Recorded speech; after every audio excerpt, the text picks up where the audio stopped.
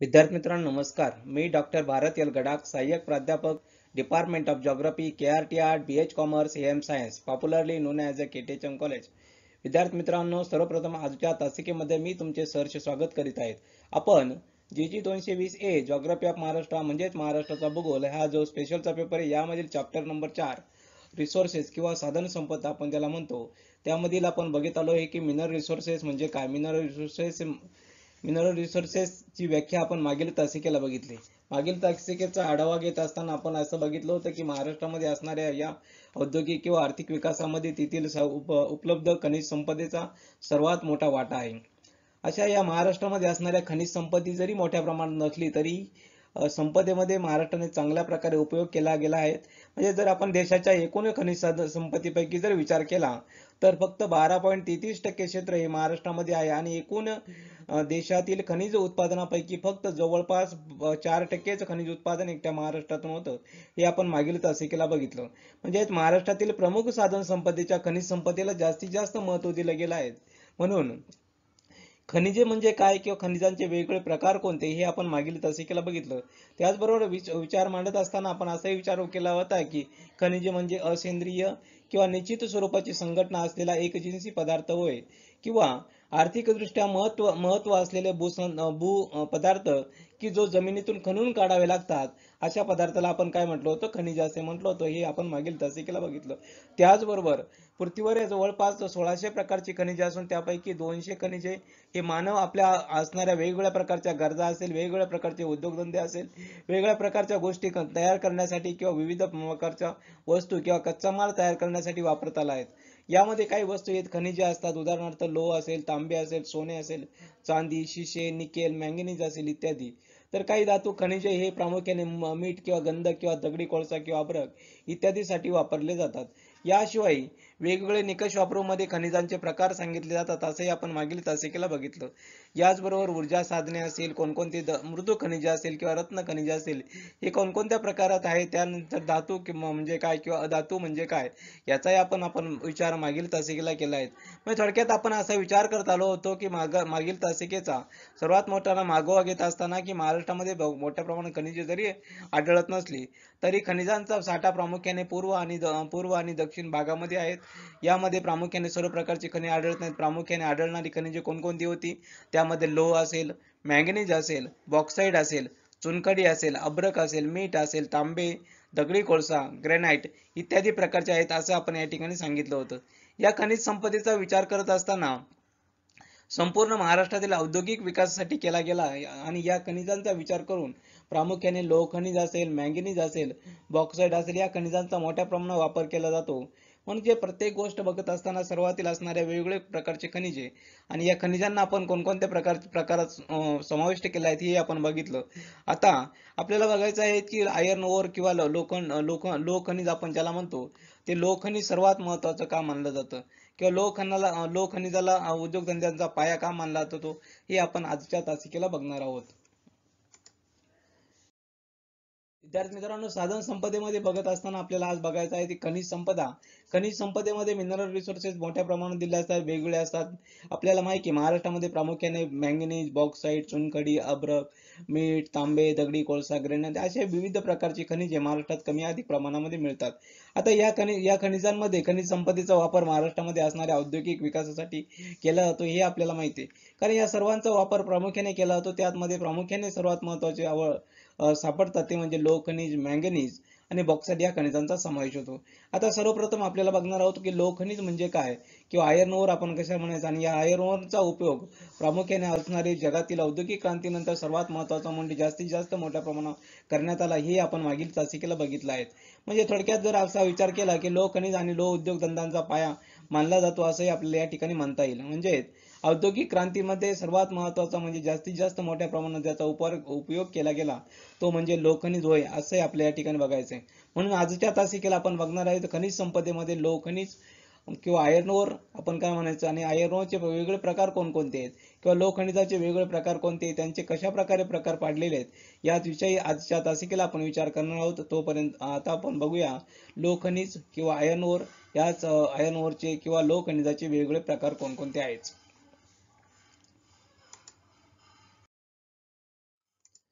विद्यार्थी मित्रांनो, प्रथम प्रस्तावना करत असताना लोह खनिज हा संपूर्ण उद्योगधंद्याचा पाया मानला जातो असे आपल्याला माहिती आहे, किंवा जगातील औद्योगिक क्रांतीमध्ये लोह खनिजाचा वाटा अतिशय महत्त्वाचा आहे हे आपल्याला माहिती आहे. म्हणजे सर्वात गोष्टीचा विचार करत असताना कोणत्याही उद्योगधंदे असेल तर उद्योगधंद्याला लोह खनिज हे अत्यावश्यक आहेत असं आपल्याला मानलं जातं. म्हणजे औद्योगिक क्रांतीमध्ये लोह खनिजाचा जर वाटा, म्हणजे औद्योगिक क्रांती जर घडायची असेल तर सर्वात महत्त्वाची गोष्ट आहे की ज्यामध्ये लोह खनिजाचा वाटा 100% मानला गेला पाहिजे. म्हणजे जागतिक व ज्या औद्योगिक क्रांतीमध्ये लोह खनिजाचा वाटा हा महत्त्वाचा आहे किंवा जास्तीत जास्त मोठ्या प्रमाणात आहे असे आपण या ठिकाणी म्हणू शकतो. म्हणजे थोडक्यात जर भारतामध्ये जर आपण भारताचा जर विचार केला तर भारतामध्ये असणारे लोह खनिजाचे विपुल प्रमाणामध्ये आढळते. त्यामुळे असणाऱ्या महाराष्ट्रामध्ये लोह खनिज हे महत्त्वाचेच आहेत आणि त्यामुळे औद्योगिक विकासासाठी किंवा महाराष्ट्रातील असणारे उद्योगधंदे विकासासाठी सर्वात महत्त्वाची गोष्ट, महत्त्वाचं खनिज म्हणून जे बघितलं जातं ते लोह खनिज आहेत असे आपल्याला माहिती आहे. त्याचबरोबर लोह खनिज ही एक साधन संपदा मानली जाते आणि या साधन संपदा मानत असताना या खनिजाचा वापर आपण वेगवेगळ्या प्रकारे करत असतो. म्हणजे लोह खनिजाचे वेगवेगळे प्रकार आपल्याला माहिती आहे. लोह खनिजाचा वेगवेगळ्या गोष्टीसाठी, वेगवेगळ्या घटकांसाठी त्याचा वापर केला जातो हे आपल्याला माहिती आहे. म्हणजेच लोह खनिजांचा कशासाठी वापर केला जातो? सर्वात महत्त्वाचा पहिला वापर केला जातो की लोह पोलाद निर्मिती करण्यासाठी.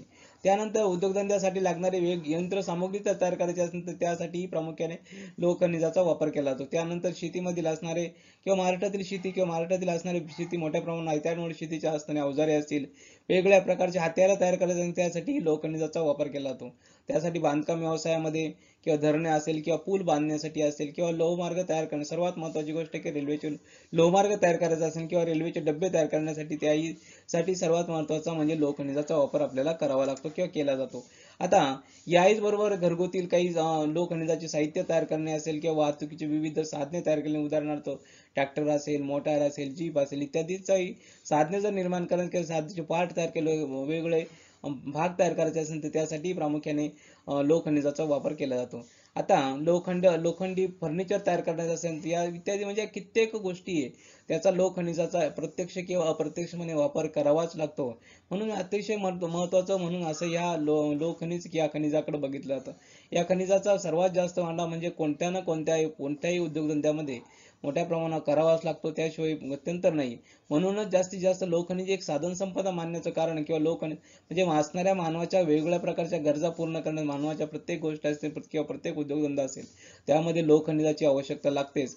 म्हणूनच लोह खनिज एक साधन संपदा किंवा साधन संपदेमध्ये मानलं जातं असं आपल्याला याचं मानता येईल, कारण त्याचे उपयोगच इतके जास्तीत जास्त मोठ्या प्रमाणात त्याचा वापर करून जास्तीत जास्त उद्योगामध्ये त्याचा वापर केला जातो. म्हणूनच त्याला लोह खनिजाला एक साधन संपदा मानली जातं असं आपण या ठिकाणी म्हणूया.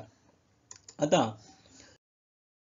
त्यानंतर पुढे बघूया की लोह खनिजाचा उद्योगधंद्याच्या विकासाने किंवा पर्यायाने आर्थिक विकास शक्य नाही. म्हणजे जर लोह खनिज नसेल तर त्या ठिकाणी असणारे उद्योगधंदे असेल किंवा कुठल्याही गोष्टी आर्थिक विकास हा शक्यच नाही.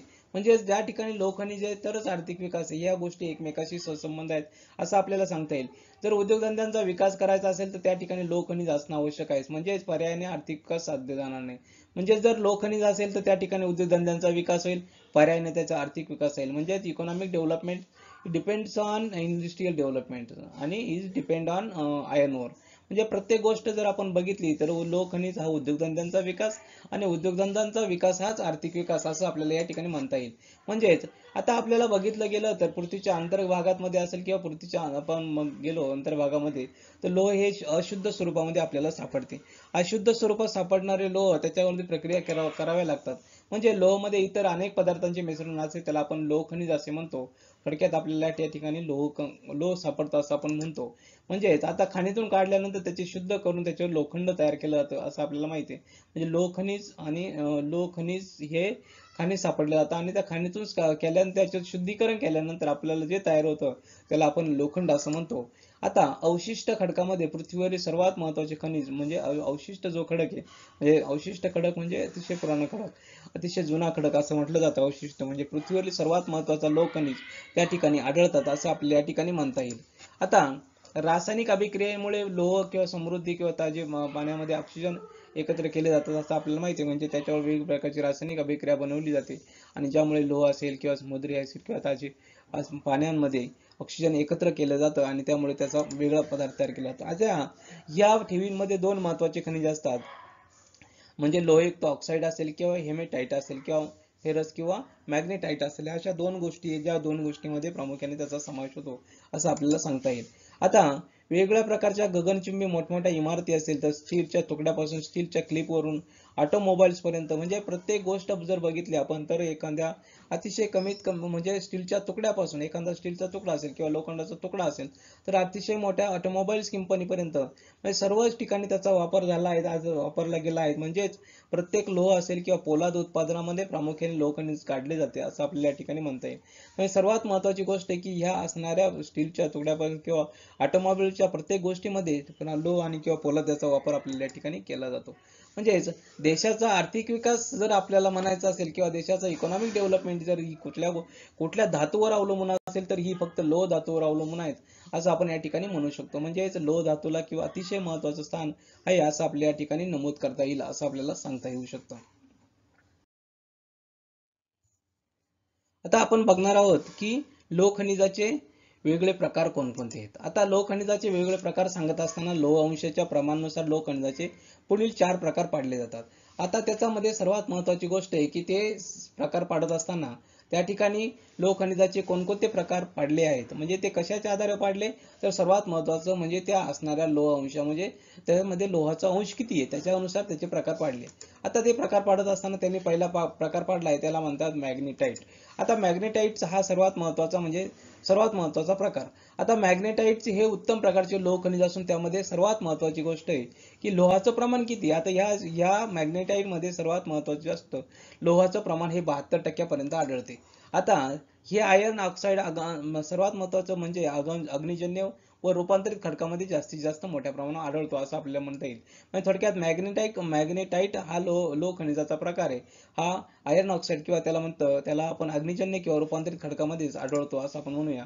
आता याचा रंग कसा आहे तर याचा रंग आहे काळसर ते तपकिरी व चुंबकीय गुणधर्म जास्तीत जास्त असतात असं आपल्याला ठिकाणी माहिती आहे. म्हणजे ह्या मॅग्नेटाइटचा रंग काळसर व तपकिरी आहे. त्यानंतर पुढे गेल्यानंतर असं आपण म्हणूया की लोह खनिजाच्या सर्व प्रकारामध्ये सर्वात शुद्ध आणि उत्तम प्रकारचं जे लोह खनिज म्हणून मॅग्नेटाइट ओळखलं जातं. म्हणजे सर्वात महत्त्वाचं याचं वैशिष्ट्य काय तर याचं वैशिष्ट्य आपल्याला सांगता येईल की हा सर्वात शुद्ध प्रकारचा आहे. त्यानंतर सर्वात महत्त्वाची गोष्ट आहे की हा उत्तम प्रकारचं खनिज आहे म्हणून मॅग्नेटाइटकडे बघितलं जातं. त्यानंतर पुढे आपण बघूया की सर्वात महत्त्वाची गोष्ट आहे की मॅग्नेटाइट. आता मॅग्नेटाइट का म्हणलं तर चुंबकीय गुणधर्म असल्यामुळे त्याला मॅग्नेटाइट असं म्हणतात. म्हणजे त्याला चुंबकीय गुणधर्म मॅग्नेट असल्यामुळं किंवा मॅग्नेटाइट असल्यामुळं त्या चुंबकीय गुणधर्म असले त्याला मॅग्नेटाइट म्हणतात. याचा रंग काळा आहे. या खनिजाप्रमाणे सर्वात महत्त्वाची गोष्ट आहे की याच खनिजाच्या ओलाव्याचे प्रमाण खूपच कमी असते. आपण ते 30% असते असं आपण या ठिकाणी सांगू शकतो. सदरचं जर खनिज बघितलं आपण मगाशी तुम्हाला सांगितलं की अग्निजन्य किंवा रूपांतरित खडकामध्ये प्रामुख्याने आढळतं असं आपल्याला या ठिकाणी म्हणता येईल. आता सर्वात महत्त्वाची गोष्ट आहे आणि सर्वात महत्त्वाची गोष्ट आहे की हे जर इकॉनॉमिक दृष्ट्या विचार केला तर हे खनिज उच्च प्रतीचे असल्यामुळे याची किंमतही अधिक असते असं आपल्याला या ठिकाणी सांगता येईल. म्हणजे अशा प्रकारे मॅग्नेटाइट आणि मॅग्नेटाइटचे वेगवेगळे प्रकारचे वैशिष्ट्य आपण या ठिकाणी बघितले आहेत. याच्यावरून प्रकार सर्वात महत्त्वाची गोष्ट आहे की लोह खनिजाच्या लोह अंशावरून प्रमाण पाडले आणि सर्वात महत्त्वाचा पहिलं जे अंश आहे त्याच्यामध्ये सर्वात जास्त लोहाचा प्रमाण असल्यामुळे किंवा 72% किंवा 70% जास्त सुमारे असल्यामुळे त्याला मॅग्नेटाइट असं आपल्याला ठिकाणी म्हणता येईल. म्हणजे हा झाला तुमचा पहिला प्रकार मॅग्नेटाइट. आता जाऊया पुढचा प्रकाराकडे. पुढचा प्रकार आहे हेमेटाइट. आता हेमेटाइटचं काय आहे तर हे आयर्न ऑक्साईड काळे, करडे, तपकिरी व लालसर रंगामध्ये सापडतात. आता यामध्ये लोहाचे प्रमाण हे 70% पर्यंत आढळते.